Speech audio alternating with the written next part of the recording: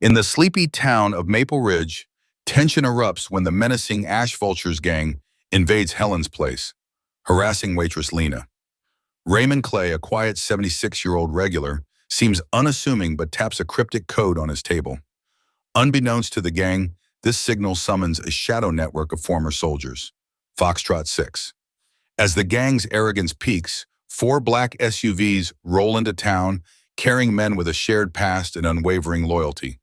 The clock ticks closer to a reckoning. Who are these men? What power does Raymond wield? The diner holds its breath, waiting for the storm to break. If Raymond's quiet strength inspired you, share this story. Comment below. Have you met someone with a hidden past like his? Subscribe, like, and tap the bell to never miss tales of honor and unseen heroes. Support our channel to keep these gripping stories alive. Thank you for watching. The diner went quiet, the kind of hush that smothers sound like a heavy blanket. The gang leader's voice sliced through the morning clatter, sharp and brash. "You don't scare me, old man," he declared, his words loud enough to halt every conversation, to freeze every motion. Forks hung suspended over plates, their tines catching the light. A coffee pot wavered in the waitress's grip, the liquid inside sloshing softly. Every pair of eyes darted toward the corner booth where Raymond Clay sat, unperturbed. The gang leader's challenge lingered, a dare wrapped in bravado, but Raymond didn't bite. His face remained calm, his eyes fixed on the coffee cup in his hands, its dark surface reflecting the diner's fluorescent glow. Slowly, deliberately, he tapped the table. 3 sharp raps, a pause, then 2 more that it paused. The gesture was cryptic, almost ceremonial, and it sent a ripple of unease through the room. No one knew what it meant, but the weight of it settled into their bones. Raymond lifted his cup, taking a measured sip, his movements as steady as the ticking of a clock. Outside, beyond the quiet streets of Maple Ridge, something was coming. Black SUVs rolled across the open plains, their engines a low growl against the horizon. Inside each one sat a man, older now, but with the bearing of a soldier. Men who hadn't worn a uniform in years, but whose eyes still carried the glint of battles long past. Each bore the same tattoo on their forearm. Foxtrot 6, faded but unmistakable. When they reached the diner, they didn't ask for explanations. Their question was singular, their voices low and resolute. Where's the problem? Every morning at precisely 6:30, the bell above the door at Helen's place chimed, its sound as familiar as the dawn. Raymond Clay would step inside, his boots brushing the linoleum with a soft, deliberate rhythm. He moved with the ease of routine, never hurried, never late. His order was a constant: black coffee, 2 eggs over easy, rye toast, served at the booth in the far left corner, where the morning light slanted through the window. That seat was his, not by demand, but by quiet agreement among the townsfolk. It was Raymond's place, as much a part of Maple Ridge as the cornfields. At 76, Raymond lived alone in a small house 2 blocks from the railroad tracks, where the distant rumble of trains sang him to sleep each night. For over 40 years, he'd been a railroad coordinator, managing the intricate dance of trains through the Midwest's busiest junctions. The work required a keen eye and a steady heart, traits that clung to him like dust on his old boots. Retirement hadn't dulled his edge, though most in Maple Ridge knew little of his past. To them, he was Ray, the quiet man in the denim jacket and flat cap, a folded newspaper tucked under his arm. The Maple Ridge Tribune was his usual choice, but he'd read the Omaha World Herald when he could get it, poring over each page with care, his eyes lingering on the obituaries with a flicker of something unreadable. Grief, perhaps, or resolve. His coffee sat perfectly centered on its napkin, black and unadorned, like the man himself. He spoke sparingly, but his thank you carried a warmth that lingered, especially with Lena. Lena, a 20-year-old community college student studying early education, worked the morning shift at Helen's to make ends meet. She'd known Raymond since her first day, when her hands shook as she poured his coffee. Their conversations were brief, a simple exchange of pleasantries, but his polite ma'am made her feel like more than a waitress. It was a small gesture, but it steadied her through long shifts and late-night study sessions. She repaid him with small acts of care, his table always spotless, his cup never empty. To strangers, Raymond might have seemed like a vestige of a bygone era, his slow movements and quiet demeanor out of place in a world of noise. But to those who watched closely, his stillness was a kind of strength, a controlled power that didn't need to be loud to command respect. He was never rushed, never rattled, his presence a quiet anchor in the room. Maple Ridge was a town untouched by time, nestled among rolling cornfields and sleepy highways. It was a place of porch waves and small-town pride, where the biggest stories revolved around high school football or the county fair's cobbler contest. Trouble was a stranger here, until the Ash Vultures arrived. No one knew their origins. Rumors pointed to Iowa or South Dakota, but it didn't matter. They didn't belong. Within 3 weeks, the motorcycle gang, their jackets marked with flaming vulture skulls, had claimed the abandoned body shop on the town's edge. At first, they seemed like harmless troublemakers, their bikes roaring through the streets. But then the bar by the bus stop started locking its doors early, its windows boarded after late-night fights that left blood on the pavement. The small town of Maple Ridge had started to shrink into itself, curling up like a leaf in autumn. Businesses shuttered their doors earlier than usual, not out of laziness, but out of a quiet, creeping fear. I's General Store had its front window shattered one night, glass glittering like spilled stars across the pavement.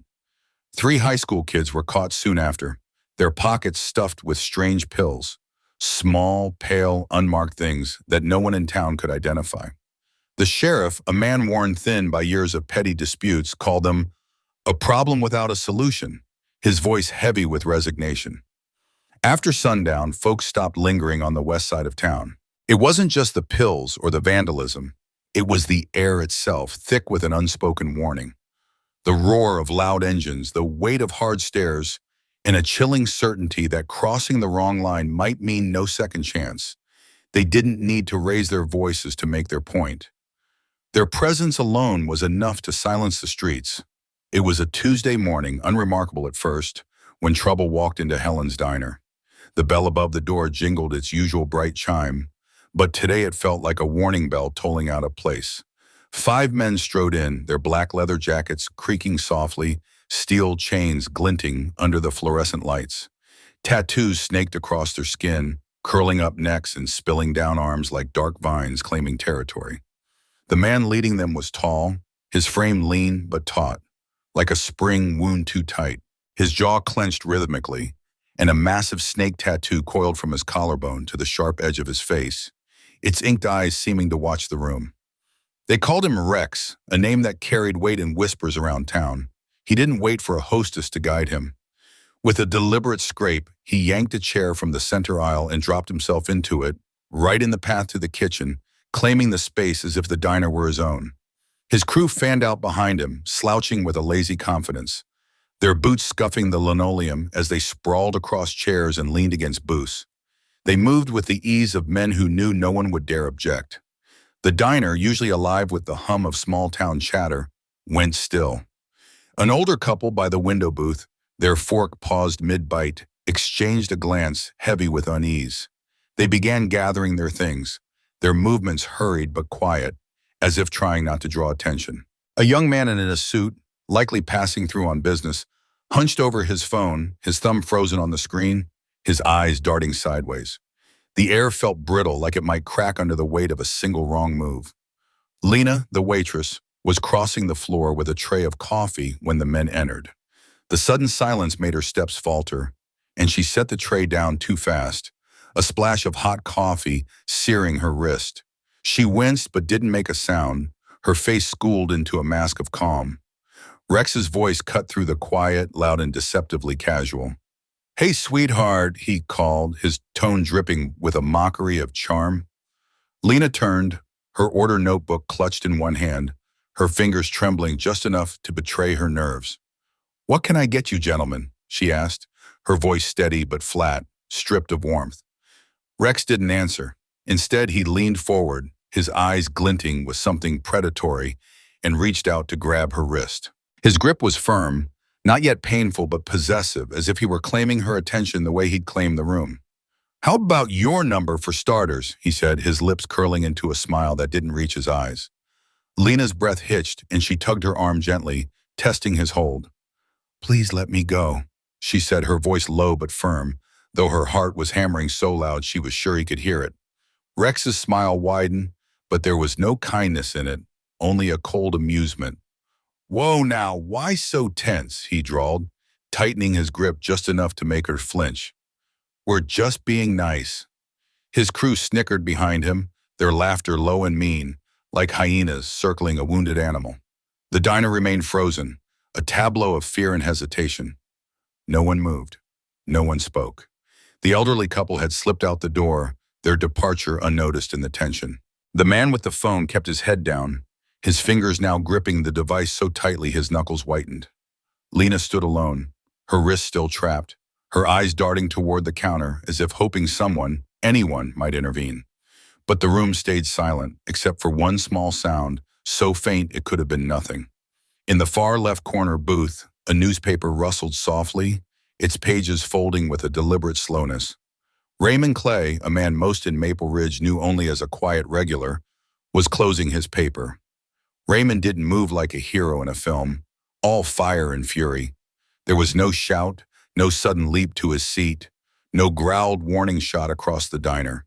His movements were measured, almost serene, as if he were simply finishing a task that required no rush. He pressed each crease of the newspaper with care, his fingers steady, the motion so ordinary it seemed out of place in the charged moment. He set the paper beside his coffee cup, the dark liquid inside nearly gone, and placed both palms flat on the tabletop. No one noticed, not yet. Rex was still holding Lena's arm, his crew's laughter still simmering. But Raymond's stillness was different now, a quiet gravity that seemed to pull the air toward him. His face remained impassive, his eyes fixed on the table, but his posture shifted, subtle, controlled, like a man claiming just a fraction more space. His shoulders squared, his spine straightened, and then his right hand curled slowly into a loose fist. He tapped. Tap, tap, tap. Pause. Tap, tap. To anyone else, it was a nothing. An old man's fidget, a quirk born of boredom. But it wasn't. It was a signal, a code etched into the muscle memory of a man who'd once in a world where silence was a language, where survival hinged on signs no one else could read. It was a call from a time when men like Raymond Clay didn't exist in official records, known only by call signs and shadows, their names scrubbed from records. The sound was soft, barely audible over the snickers of Rex's crew, but it carried a weight, a promise of something long dormant, now stirring. Across the diner, by the kitchen doors, Earl Monroe slid another plate of hash browns onto the service counter, the sizzle of grease filling the air. In his 60s, with gray hair peeking from beneath a worn cap, Earl was just another face in Maple Ridge, a cook who'd been at Helen's for near 30 years, serving up eggs and gravy with a gruff familiarity. To the townsfolk, he was just Earl, a man whose grumbling about the weather or the price of bacon was as much a fixture as the diner's checkered floor. But few knew the truth about him. Earl had once been a Marine, part of the 2nd Recon during the Gulf War, a man who'd moved through chaos with a quiet competence. In his wallet, faded but treasured, he carried a photo of 8 men in dusty fatigues, their smiles holding a secret the rest of the world would never grasp. He froze for a moment, and his spatula hovering, as the faint tapping reached his ears. His eyes narrowed, searching the room, and for a moment they locked onto Raymond Clay. Something passed between them, unspoken but electric. A recognition, a shared memory of a language few still spoke. The diner was a powder keg now, and the smallest spark had just been struck. The diner was a blur of grease and noise, the kind of place where time seemed to stick to the walls like cigarette smoke. Earl Monroe, a man whose hands bore the scars of a life lived hard, was flipping burgers on the grill, the sizzle a rhythm he'd known for years. His apron hung loose, stained with years of toil, and his eyes, though tired, were sharp. He was a man who'd seen too much to be surprised by anything, or so he thought. But when that faint, deliberate tapping broke through the din, it was as if the world itself paused. His heart lurched, a cold jolt of memory seizing his chest. The spatula in his hand trembled, then slipped, clattering against the grill with a sharp metallic ring. His breath caught, and his gaze snapped to Raymond, the old man seated at the counter, his weathered fingers still lingering on the tabletop where the taps had sounded. Raymond didn't meet Earl's eyes. He didn't need to.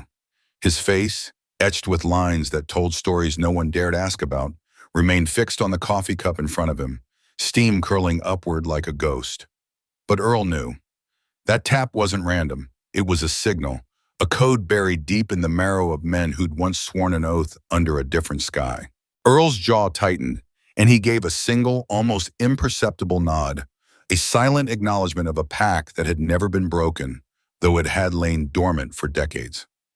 His hands moved on instinct, untying the apron with a slow, deliberate motion, as if each tug of the strings was pulling him back to a life he'd tried to leave behind. He hung the apron on its hook by the grill, the fabric swaying slightly, a final marker of the ordinary life he was abandoning. Without a word, he turned and slipped through the back exit, his boots soft against the linoleum, unnoticed by the chaos of the diner. No one saw him go.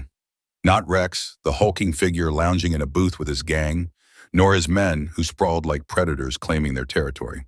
Not the businessman at the counter, too absorbed in his phone to notice the world shifting around him. Not Lena, the waitress, whose frayed nerves made her movements jerky as she darted between tables. Her eyes wide with the kind of fear that comes from knowing something's wrong but not knowing what.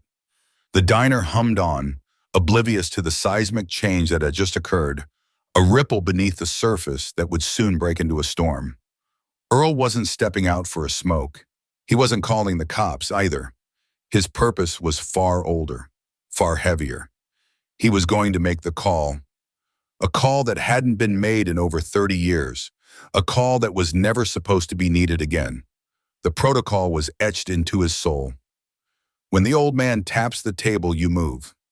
No questions, no hesitation, just action.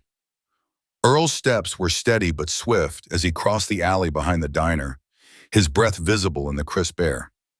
He didn't pause to grab his jacket, didn't cast a backward glance at the neon glow of Helen's place. His focus was singular, his mind a steel trap. The old Ford pickup waited in the shadows, its paint chipped and faded, a relic like its owner. He slid into the driver's seat, the door creaking shut with a thud that felt final. His hands, steady now despite the years, turned the ignition, and the engine roared to life with a guttural growl. With one sharp jerk of the wheel, he backed out, tires crunching gravel, and sped west out of Maple Ridge. The town fell away quickly.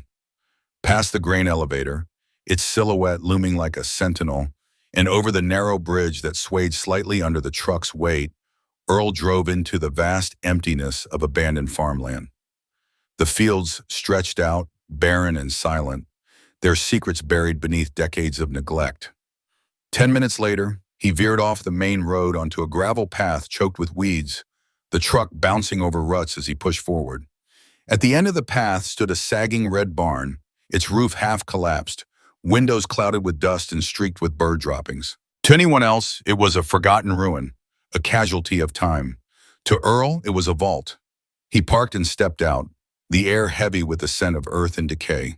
His boots crunched against the ground as he approached the barn's side entrance, slipping inside with the ease of a man who'd done this before, though not in years. The interior was dim, shadows pooling in corners, the air thick with the musty smell of rotting wood. Earl moved with purpose to the far wall, where an old feed trough sat, its edges rusted. He knelt, his knees protesting, and pried at a false panel in the wall. The wood groaned as it slid free, revealing a patch of bare earth. He dug with his hands, dirt caking under his nails, until his fingers brushed cold steel. A heavy lockbox, buried and waiting, emerged from the ground. Earl's breath hitched, not from exertion, but from the weight of what he was about to do. He entered a 6-digit combination, 7810321, his fingers trembling slightly as the lock clicked open. Inside, wrapped in canvas and lined with lead, was a military-grade communication console, a relic of the Cold War, obsolete by modern standards but built to survive. Earl had maintained it faithfully, replacing the self-contained battery every year, a ritual born of duty and paranoia. Today, that diligence paid off. He powered the console on, and the screen flickered to life, casting a dim green glow that cut through the barn's shadows. Static hummed, low and steady, as he calibrated the frequency with practiced precision. His hand reached for a small metal object wrapped in cloth, a transmission key etched with the sigil of a unit long disbanded. He connected it, tapped in a numeric code, 207, and paused, his chest tight. This was the point of no return. He exhaled, steadying himself, and entered the final sequence. 3, 2, 1. The console clicked. A pulse, invisible but unmistakable, shot out from the barn, a signal that would awaken ghosts. Miles away, in a Michigan garage where a man tinkered with an old engine, in an Ohio bait shop where another sipped coffee behind the counter, in a Colorado woodworking shed where sawdust hung in the air, antique receivers blinked to life. Phones that hadn't rung in decades buzzed with sudden urgency. Across 3 states, secure systems built by men who no longer existed lit up with a single message. Echo signal Foxtrot 6, code pattern table 2, time window active. No names, no voices, just words seared onto green screens, a call to arms that demanded no explanation. In less than 3 minutes, 4 men stopped what they were doing. A wrench clattered to the floor in Michigan. A coffee cup was set down in Ohio. A saw whined to a halt in Colorado. They moved with the same quiet resolve Earl had shown, gathering gear, checking weapons, their faces set with the grim certainty of men who knew what the signal meant. One of their own was in danger. The Brotherhood, forged in blood and fire, still held. The shadow stirred, and Shadow Echo was awake again. Back at Helen's diner, the air had thickened with menace. Rex, the gang's leader, lounged in a booth, one boot propped on a chair, his leather jacket slung halfway off to reveal a sprawling tattoo of a serpent coiling around his ribs, its head disappearing beneath his shirt. His presence was a weight, a predator's claim on the space. His men sprawled across the booths, their laughter sharp and cruel, like hyenas tearing at a carcass. Half-eaten food littered the tables, drinks spilled in careless arcs, napkins shredded into confetti. One of them had seized the jukebox remote, cycling through country tracks at full volume, pausing only when something loud and grating blasted through the speakers, drawing smirks from the others. Lena, the waitress, moved through the chaos like a ghost, her tray trembling in her hands. Her heart pounded, a frantic rhythm that matched the pulse in her temples. She felt their eyes on her, predatory and unyielding, and every step was a battle to keep her composure. Her smile was a fragile mask, her voice a threadbare whisper as she took orders, refilled drinks, and dodged the occasional hand that strayed too close. Inside, she was screaming, her mind racing with questions she couldn't answer. What did they want? Why were they here? And where was Earl? His absence gnawed at her, a quiet alarm bell ringing in the back of her mind. The diner, once a haven of routine, now felt like a trap, and Lena was caught in its jaws, waiting for the inevitable snap. Her face was ashen, drained of color, as if the life had been siphoned from her with every step she took through the diner. Lena's heart thudded in her chest, a frantic rhythm she couldn't quiet, as she moved past Rex and his crew. Each time his hand would drift, never quite accidental, grazing her hip or brushing too close to her waist. The contact sent a jolt through her, a mix of revulsion and fear that made her flinch visibly. Their laughter followed, sharp and cruel, a sound that seemed to echo off the diner's worn linoleum floor and chipped formica tables. It was a victorious cackle, the kind that came from men who knew they could do whatever they wanted, and no one would stop them. "Where's that smile, darling?" one of them bellowed as she hurried away, her tray trembling in her hands. The words stung, not just for their mockery, but for the way they stripped her bare, reducing her to a prop in their game. She wanted to snap back, to hurl something sharp and cutting, but her voice stayed locked in her throat. She couldn't speak, couldn't risk escalating their cruelty into something worse. So she kept moving, her eyes fixed on the floor, pretending she didn't hear. At a booth near the window, a father and his teenage son sat in tense silence, their breakfast untouched. The father's jaw was tight, his knuckles white around the handle of his coffee mug. He was a man who prided himself on doing the right thing, but right now he felt the weight of his own inaction. Every time Rex's crew laughed, his stomach churned with a mix of anger and shame. He wanted to stand, to say something, to be the kind of man his son could look up to. But the diner felt like a pressure cooker, and he didn't know if standing up would make things better or worse. For him, for his son, for Lena. His son, barely 16, kept his eyes trained on the door, as if willing an escape to materialize.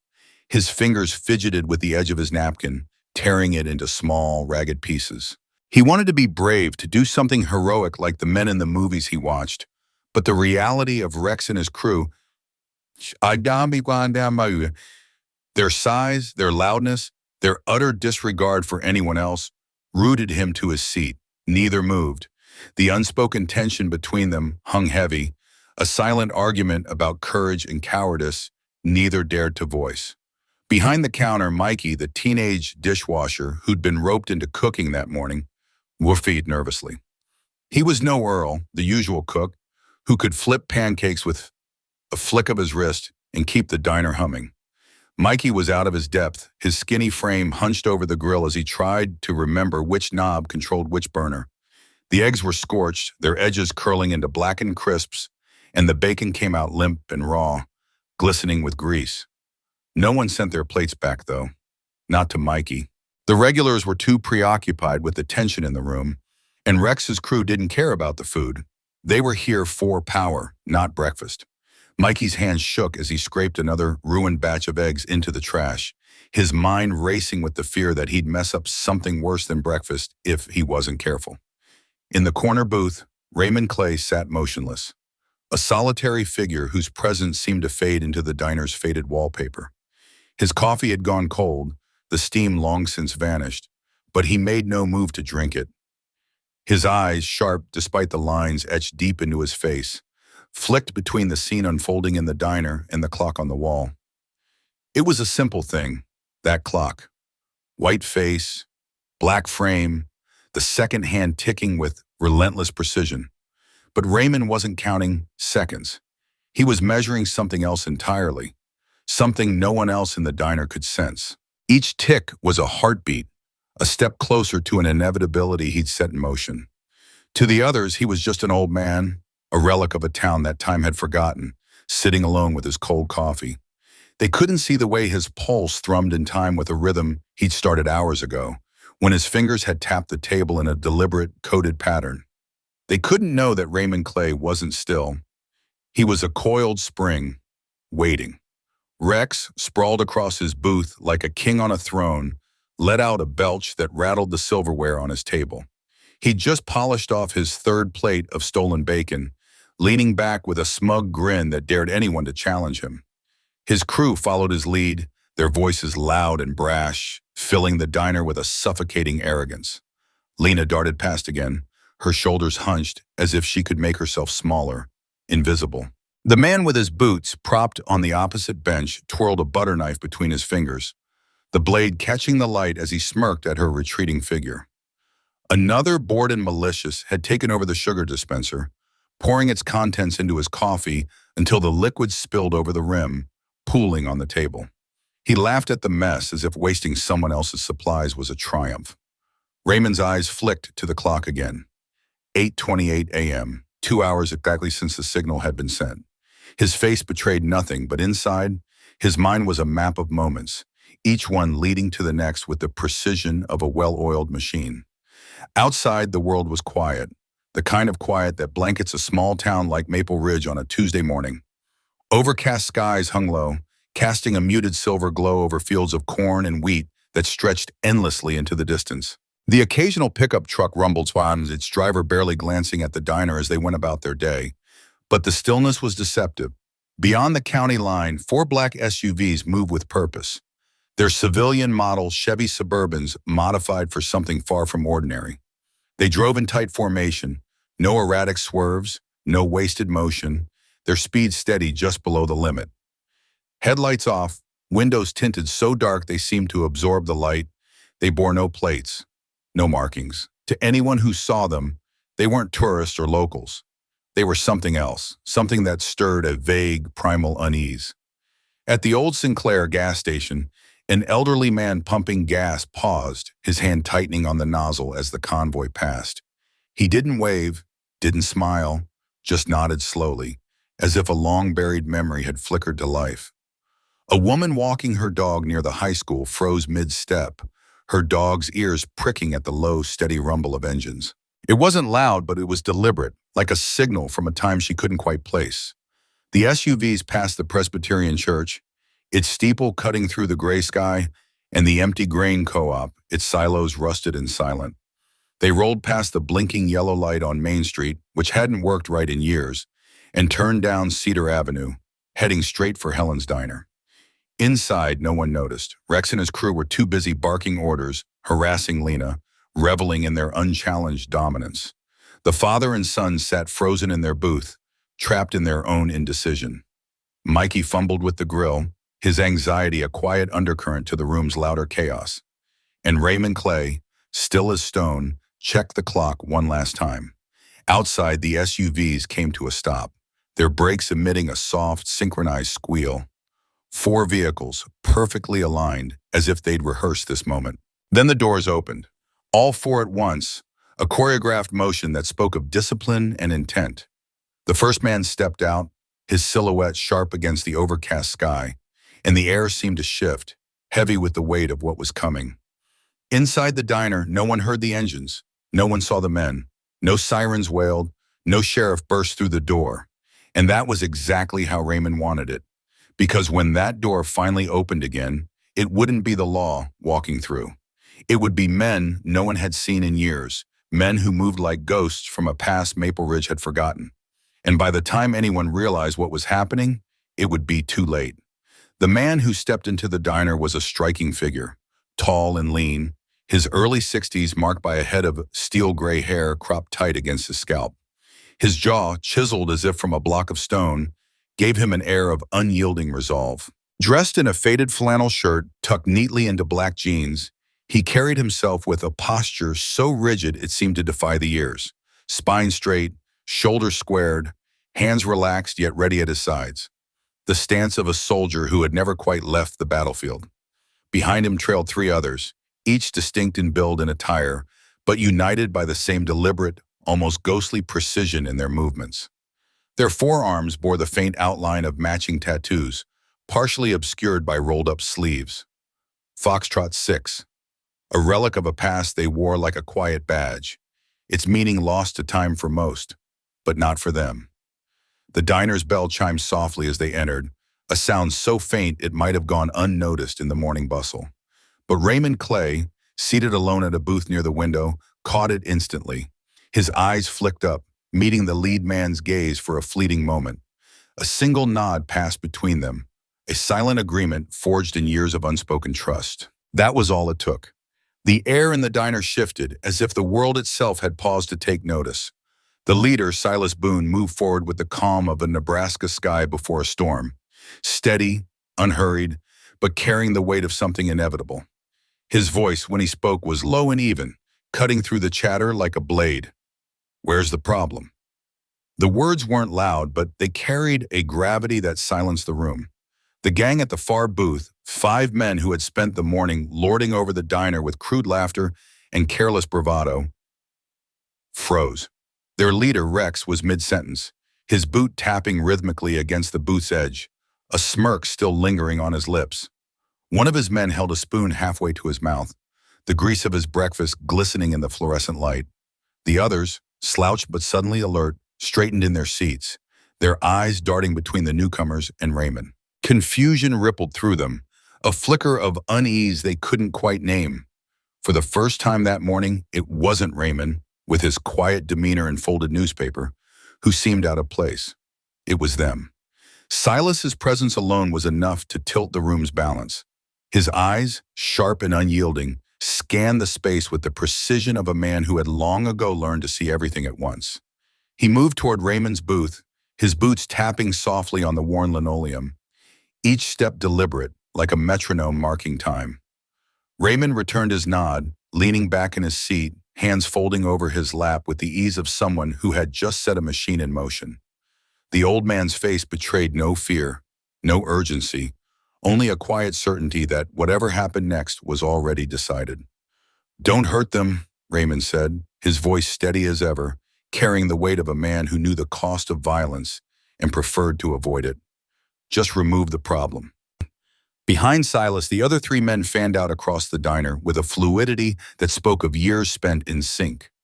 One positioned himself near the kitchen, his frame blocking the narrow passageway without a single threatening gesture. Another took up a spot by the rear hallway, his eyes sweeping the room like a sentinel. The third stood by the entrance, his presence a quiet promise that no one would come or go without their say. They didn't shout or posture. They didn't need to. Their movements were understated, surgical, yet they radiated a menace that was all the more chilling for its restraint. Lena, the waitress who had spent the morning dodging Rex's crude remarks, stood frozen by the coffee pots, her hand pressed to her mouth, her heart pounding with a mix of fear and awe. A businessman at the counter who had been scrolling on his phone moments before lowered it slowly, his eyes wide with the realization that something extraordinary was unfolding. In the kitchen, the teenage dishwasher peeked out, his spatula trembling in his grip, his breath catching as he tried to make sense of the scene. Rex, still seated, blinked hard, his bravado cracking like thin ice. He stood, his movements jerky, his voice loud but tinged with uncertainty. "Who the hell are you, oh?" he demanded, his eyes darting from Silas to the other men, then back to Raymond. "What's going on, old man? You call your bingo buddies to bail you out?" Raymond didn't flinch. His gaze drifted to the clock on the wall, 8:29. A faint smile tugged at the corner of his mouth, so subtle it might have been missed. "Right on time," he said, almost to himself, his voice carrying the calm of a man who had seen this moment coming from miles away. Then Silas moved. It was a blur of motion, so swift and precise it seemed almost casual. Rex, reaching behind his back for the handgun tucked in his waistband, didn't have a chance. Silas's hand shot out, seizing Rex's wrist mid-motion and twisting it with a force that was both brutal and controlled. A metallic clang echoed as the gun skidded across the floor, disappearing beneath the counter. Rex grunted, his face contorting in pain, but before he could react, Silas swept his leg out, dropping him to the tile with a thud. In an instant, Silas was on him, a knee pressed firmly into Rex's shoulder, pinning him like a specimen under glass. The move was calm, clean, almost effortless, but it carried the weight of decades of training, of instincts honed in places far darker than this small-town diner. The other gang members leapt to their feet, their chairs scraping against the floor, but the three men were already there, waiting. With a precision that bordered on choreography, they moved in, elbows folding, wrists bending backward, pressure applied with the kind of quiet efficiency that spoke of muscle memory and hard-earned skill. One by one, the five men were neutralized, not with fists or fury, but with a practiced restraint that left them disarmed and immobilized.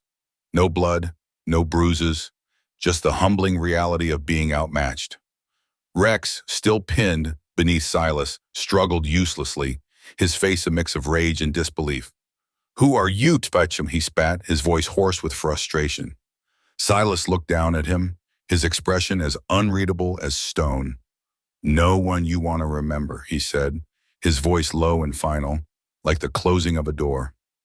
It was over in 30 seconds. The diner fell silent, the air thick with the weight of what had just happened. Lena's hand still hovered near her mouth, her eyes wide with a mixture of relief and disbelief. The businessman's phone lay forgotten on the counter, his coffee growing cold as he stared, transfixed. The dishwasher, barely visible behind the kitchen door, clutched his spatula like a lifeline, his young face pale with the realization that he had just witnessed something he'd never fully understand. Raymond, unmoved, picked up his newspaper and laid it gently across his lap, smoothing the creases with a deliberate calm. His eyes drifted to the window where 4 SUVs waited outside, their engines idling in the morning light. Silas glanced at him, a respectful nod passing between them. "Extraction plan," Silas said, his tone clipped but deferential. Raymond nodded once. "No cuffs, no sirens, county line drop-off, permanent warning." "Understood," Silas replied. Without another word, the men began to escort the gang members out, one by one, their movements as silent and efficient as their arrival. Rex was the last to go, his eyes still scanning the room, searching for an explanation that would never come. As the door closed behind them, the bell chimed once more, and the diner settled back into silence. as if the world had exhaled. Raymond sat still, his hands folded, his gaze fixed on the horizon. The newspaper lay untouched in his lap, a quiet testament to a man who had seen chaos and chosen calm. Outside, the SUVs pulled away, carrying with them a problem that no longer belonged to this place. And in the diner, life began to stir again. Lena lowered her hand, the businessman picked up his phone, and the dishwasher disappeared back into the kitchen.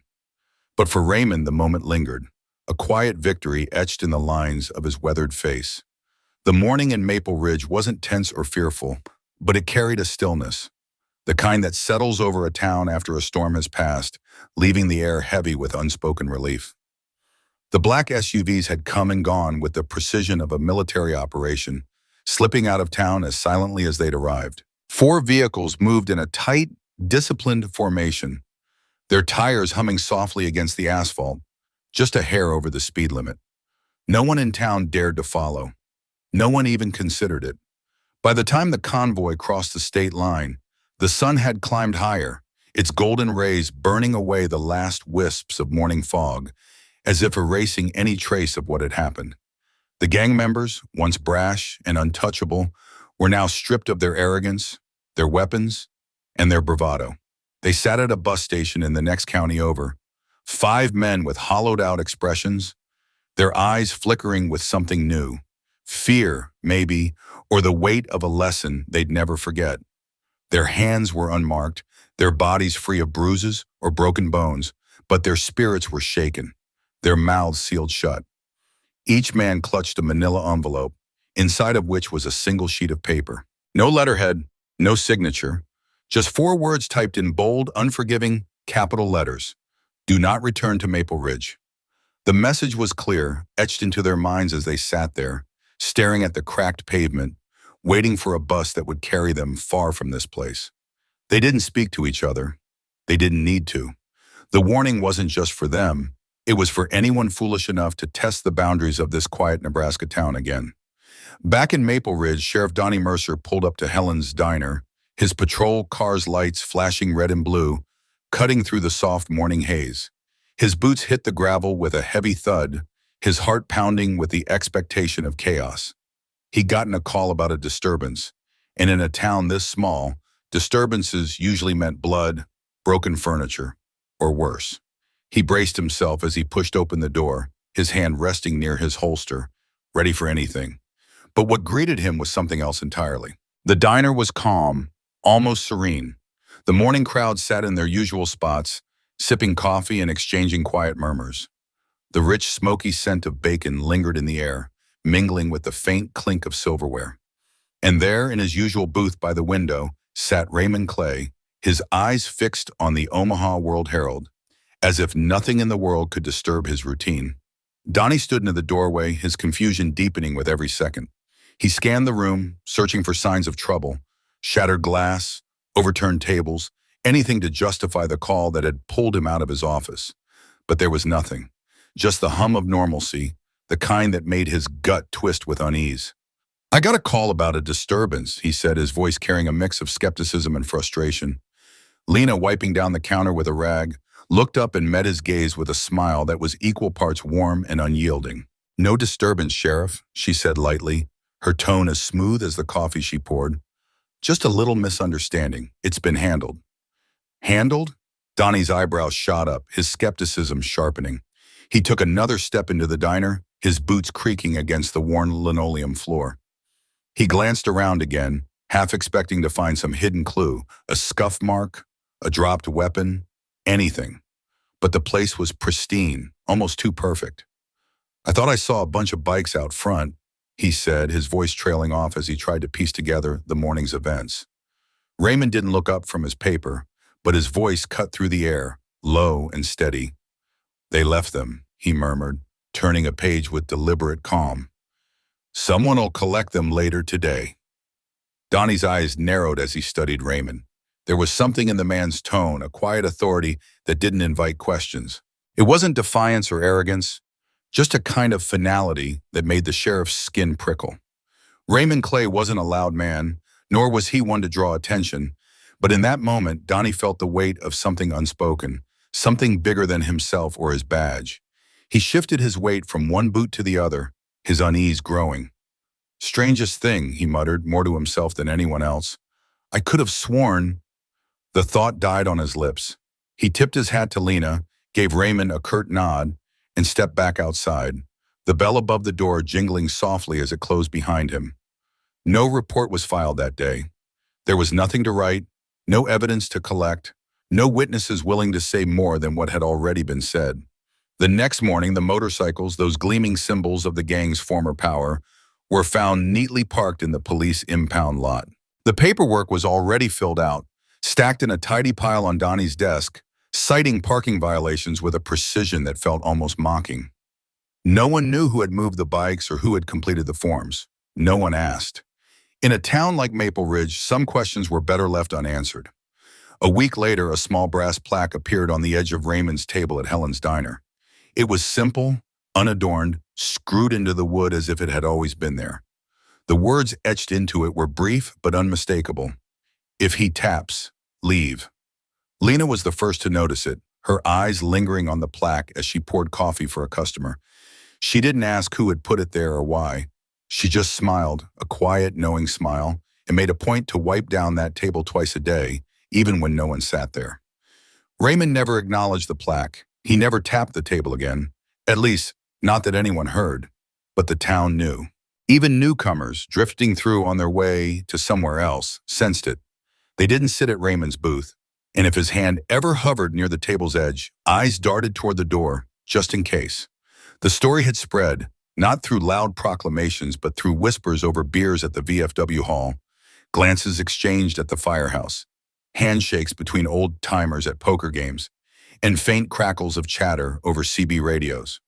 It was a myth, a warning, a truth wrapped in shadow. Somewhere in Nebraska, there was a man who didn't need backup anymore because backup was always listening. The men of Foxtrot 6, the ones who had rolled into town in those black SUVs, returned to their lives as quietly as they'd come. A hardware store owner in Ohio went back to stocking shelves and chatting with customers about nails and lumber. A fishing guide in Michigan led tourists through the misty waters of the Great Lakes, his steady hands untangling lines and baiting hooks. A retired park ranger in Kentucky spent his days tending to trails, his weathered face betraying no hint of the night he'd driven across state lines. Their phones went back into drawers, their system went silent, and life moved on. But the Brotherhood didn't fade. Some codes never die, some networks never shut down, and some men, they never stopped serving. They just trade their uniforms for flannel shirts and work boots. In Maple Ridge, life returned to its quiet rhythm, at least on the surface. The gang, those Ash Vultures who'd once swaggered through town like they owned it, were gone for good. Rumors swirled that they'd relocated to another state, but no one could say for sure, and no one cared enough to find out. What was certain was the change in the air. The rising tide of drug traffic that had been creeping into the county stopped cold, almost overnight. Sheriff Donnie Mercer took credit in public, touting a new enforcement strategy at town meetings and in interviews with the local paper. But in private, he couldn't explain it.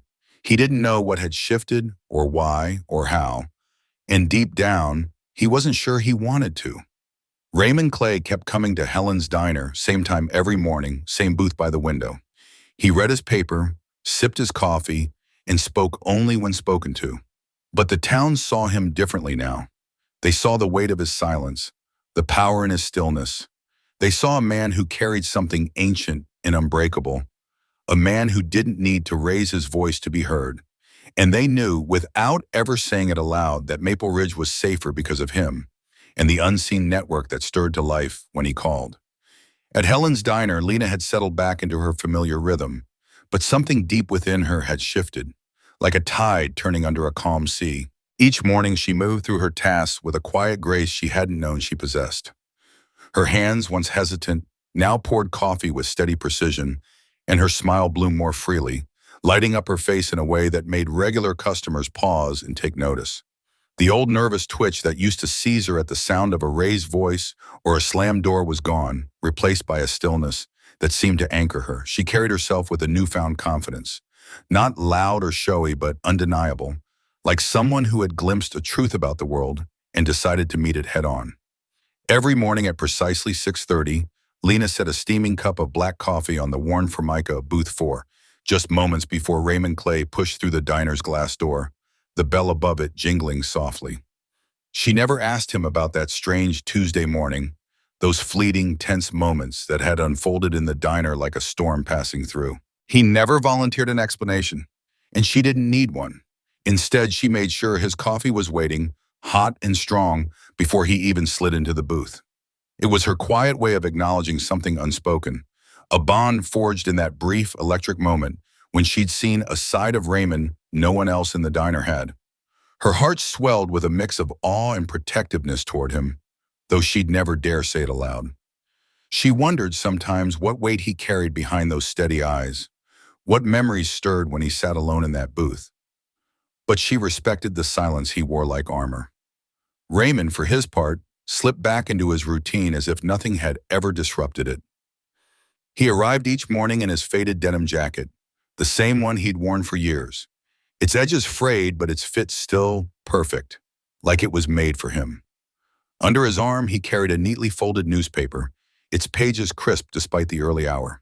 To a stranger, he might have looked like any other aging man in a small town, killing time in a diner with nowhere else to go.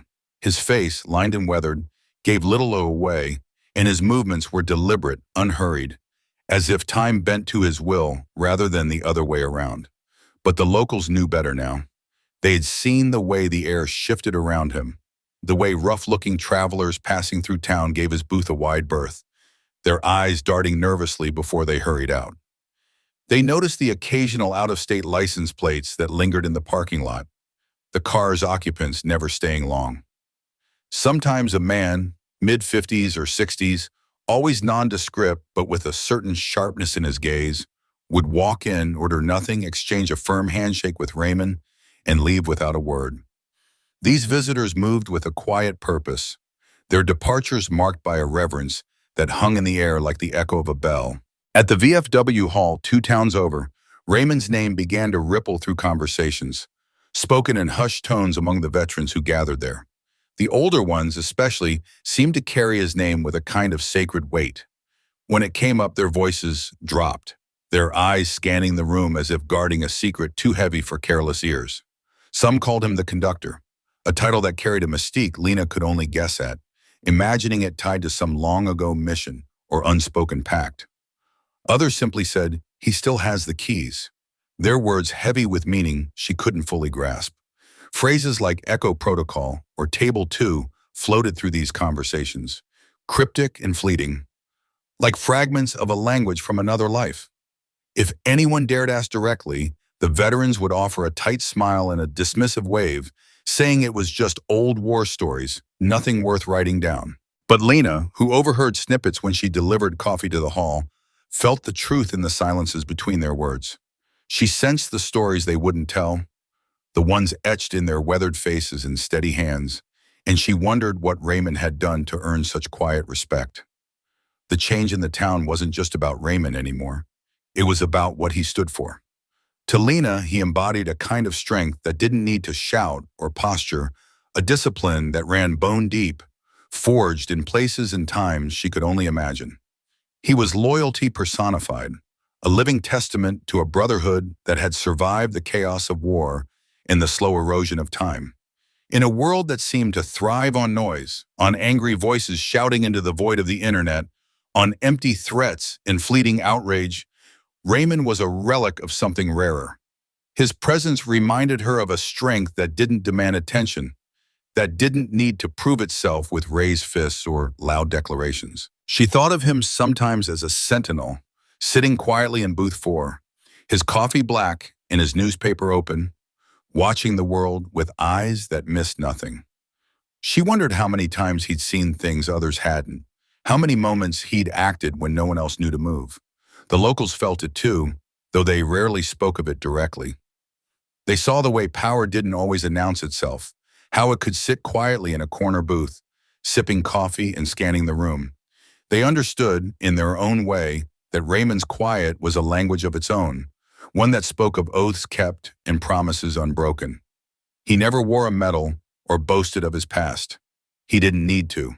His presence was enough, a steady, unyielding force that filled the diner like a heartbeat. Lena sometimes caught herself watching him, her mind spinning with questions she'd never ask. What had he seen in his years of service? What had he done that Tuesday morning when his calm voice and steady hands had turned the air in the diner electric? She imagined him in younger days, standing tall in a uniform, his eyes just as sharp, his resolve just as unbreakable. She wondered about the men who came to shake his hand, what debts they owed him, what codes they still carried. Raymond's story, Lena realized, wasn't just about that one morning. It was about the kind of man he was, the kind who understood that true strength didn't need to be loud, that discipline didn't fade with age, and that some promises outlasted the wars they were born in. In a world that often overlooked men like him, men in worn flannel jackets who sat alone in diners, their eyes scanning rooms out of habit rather than fear, Raymond was a reminder. He was proof that power didn't always come with fanfare. Sometimes it came in the form of a quiet tap on a table, a signal that set unseen wheels in motion. Lena thought about the veterans who still called themselves Foxtrot 6, a name she'd overheard at the VFW hall. It wasn't just a team, she decided. It was a symbol, a thread connecting men who had fought together and still stood ready, not out of obligation, but out of something deeper. Loyalty, perhaps, or a love for something greater than themselves. She pictured them scattered across the country, living quiet lives, but always watching, always ready to move if the call came. And she wondered how many others like Raymond were out there. Men who carried codes and memories most had forgotten. Men who didn't speak unless it mattered, but whose silence said everything. Every morning, as she set Raymond's coffee down at booth 4, Lena felt a quiet pride in being part of his routine, however small her role. She didn't need to know his story to know it was worth respecting. And as she watched him unfold his newspaper, his eyes briefly meeting hers with a nod of thanks, she understood that some heroes didn't need to be loud to be seen. They just needed to show up day after day, carrying the weight of their past with a grace that spoke louder than words.